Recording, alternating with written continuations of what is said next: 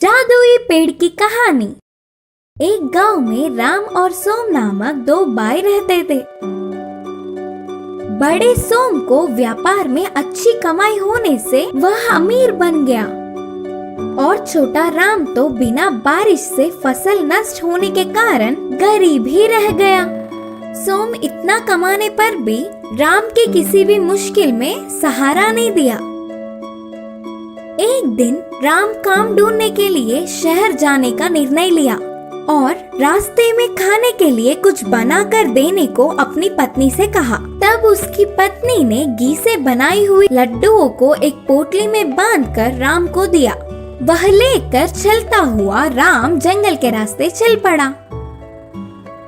शहर में शाम तक घूमा पर कहीं काम न मिलने पर निराश होकर पीछे मुड़ गया।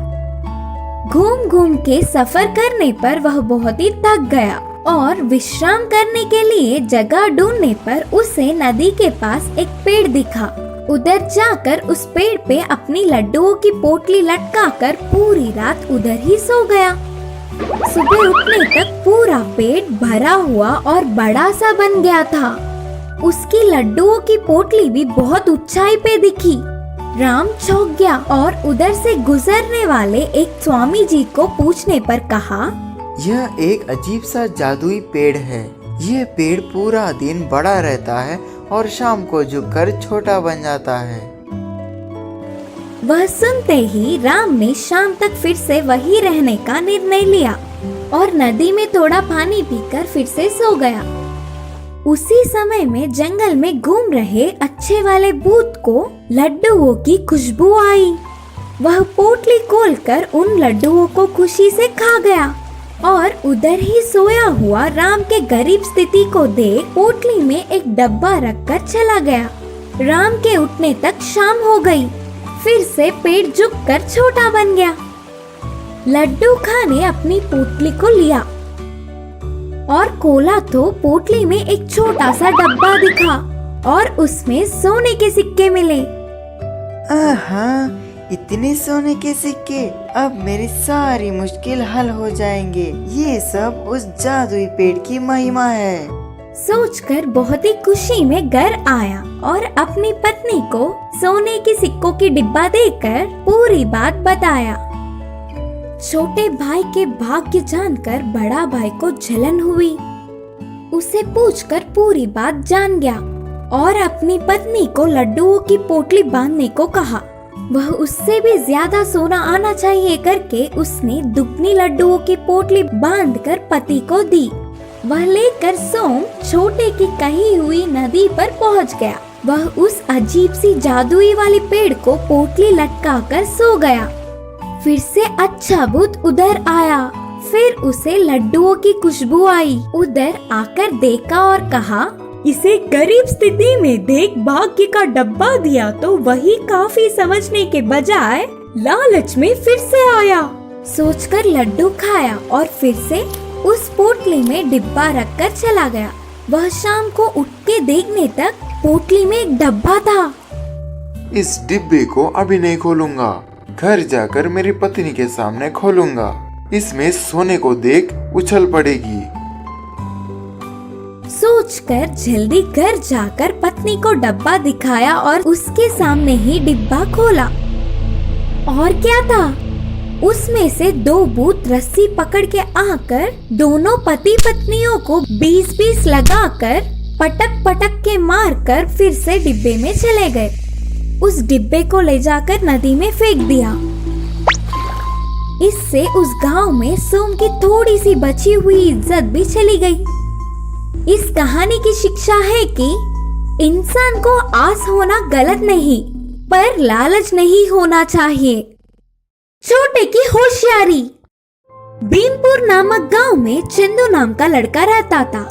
वह उम्र में छोटे होने के बावजूद पढ़ाई खेल कूद सब में पहले रहता था। किसी भी काम को आसानी से कर लेता था। फिर भी अपने आप की बड़ाई कभी नहीं करता था। उसी गांव में बलिरा बंडारेड्डी नामक दूसरा युवक भी रहता था। वह अपने बहुत ही भारी और बड़ी आकार के शरीर से गांव के लोगों को डराता था। ओए, इस भीमपुर में मुझसे ज्यादा हिम्मत वाला और बलवान कोई नहीं, मेरे मुकाबले में कोई नहीं, आया भी तो समझो गया। बोलते हुए चट्टान के पास बैठ अपने आप की हमेशा बड़ाई करता था। भंडा रेड्डी के हट्टे कट्टे शरीर को देख सब उसके बातों को सच मान लेते थे, लेकिन सच में तो वह बहुत ही डरपोक था। ऊपर तो ऐसे हिम्मत वाले और भलवानों की तरह बोलते हुए नाटक करता। ऐसे कुछ दिन बीत गए। एक त्योहार के दिन उस गांव के सारे बड़ों ने अपने गांव में बहुत ही हिम्मत वाला और होशियार कौन है जानने की इच्छा से मुकाबला करने का निर्णय किया। तब गांव में सबसे बड़े आदमी ने कहा, मुकाबले के अनुसार उस गांव को छूते हुए एक घने जंगल से आधी रात को चलना शुरू करना है और सुबह तक जंगल के उस पार के गांव में पहुंचना है। प्राणों को बचाकर बाहर निकलने वालों को मुकाबला जीतने पर 1 लाख का इनाम है। मुकाबले के नियमों के अनुसार इस जंगल में भाग लेने वालों को सिर्फ जंगल से ही जाना होगा। उनकी रक्षा में एक तलवार और एक भाला देके भेजेंगे। भाग लेने वालों को किसी भी प्रकार की जंगली जानवर या जहरीली जानवरों के मारने पर गांव के बड़ों या लोगों का इसके जिम्मेदार कोई भी नहीं होंगे। इस मुकाबले में भाग लेने वाले कोई भी तैयार है क्या?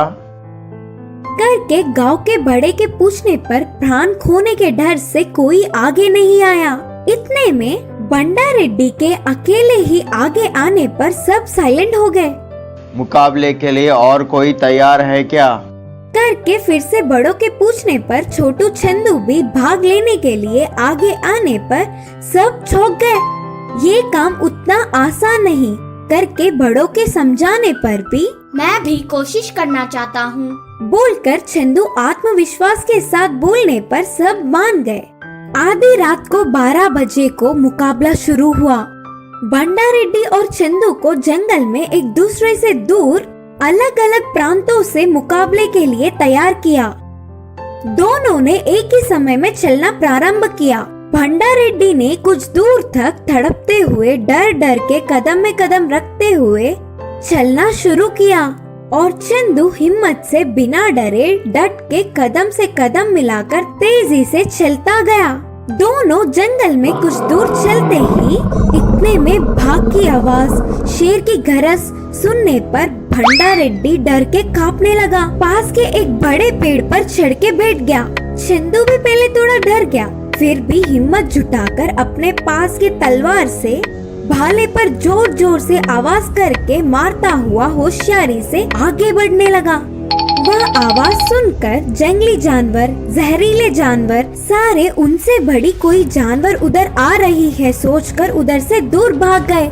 आखिर में चंदू सुबह होने से पहले ही जंगल के उस पार के गांव में पहुंच गया। मुकाबले के साथ साथ 1 लाख का इनाम भी जीत गया।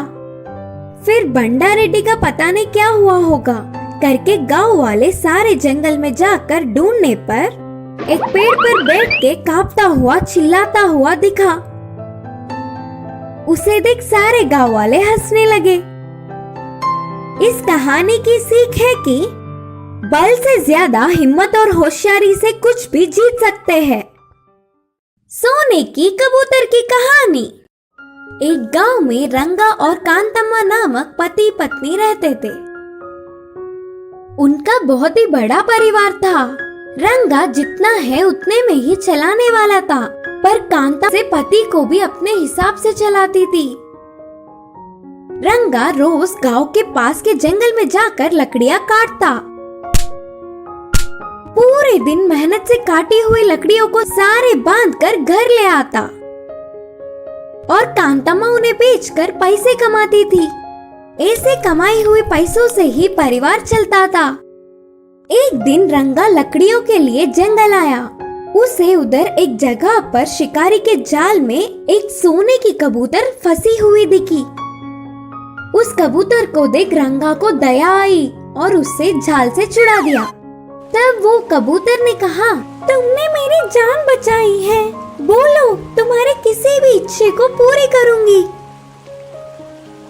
अच्छा, तो फिर मेरी पत्नी से पूछकर मांगूंगा। कबूतर से बोलकर तेजी से घर आया। अपनी पत्नी को सोने के कबूतर को बचाने से लेकर उसके वरदान तक पूरी बात बताई। हमें अच्छा भोजन खाए हुए बहुत दिन हो गए। तुम तुरंत जाकर तरह तरह के आहार मांगो।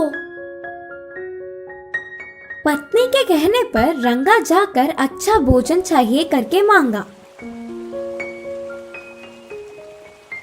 उसके इच्छा के अनुसार बहुत सारे तरह तरह के आहार कबूतर ने दिए। उस दिन दोनों पति पत्नी अच्छे से खाए। वह सोने की कबूतर कभी भी कुछ भी आकर मांग लो करके बोलने पर पत्नी के कहने पर रंगा एक बार जाकर अच्छे अच्छे कपड़े मांगा और फिर दूसरी बार जाकर एक बड़ी सी बंगला भी मांगा। ऐसे समय बीत गया। बंगले में रहने वाली कांतम्मा को पूरे घर को सोने और पैसों से भरने की इच्छा जागी।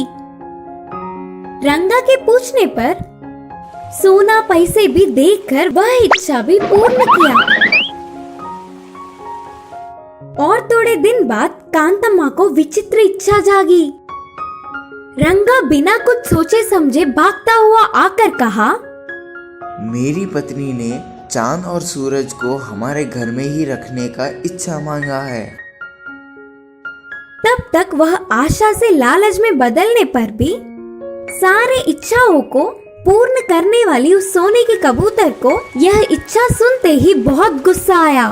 चांद सूरज को अपने घर में रखने की कितनी मूर्ख इच्छा है सोचकर, ठीक है तुम्हारी पत्नी की इच्छा जल्द पूर्ण होगी, जाकर देख लो, बोलकर कबूतर गायब हो गई। रंगा के लौट के आने तक सोने की कबूतर की दी हुई सारी चीजें भी गायब हो गए और कांतम्मा पेड़ के नीचे बैठकर रोती हुई दिखी। इस कहानी की सीख है कि लालच बुरी बला है।